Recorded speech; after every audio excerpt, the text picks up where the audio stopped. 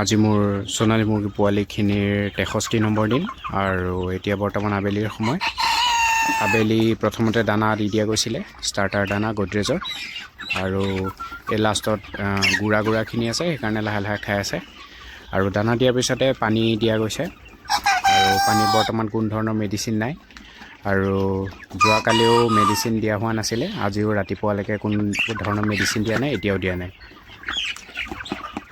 আৰু বৰ্তমান আবেলি সময়ত অলপমান কেতিয়াবা পানী কমাই দিওঁ, যদি দিনটো ইমান গৰম নাথাকে তেন্তে পানীটো অকণ কমাই দিওঁ। আৰু যদি দিনটো অলপমান দেখিছোঁ ভালদৰে ৰ'দ ওলাইছে তেতিয়াহ'লে পানী ৰাতিপুৱা যিমান দিওঁ সিমানেই দিয়া যায়, নহ'লে অলপমান পৰিমাণটো কমাই দিয়া যায়।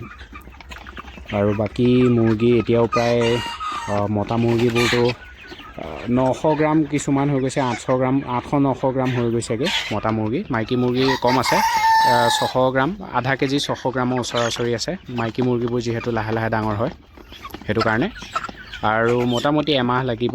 এমাহ মানে আপোনাৰ ফেব্ৰুৱাৰী 2য় সপ্তাহৰ পৰা বিক্ৰী কৰিব আৰম্ভ কৰিম বুলি ভাবিছোঁ।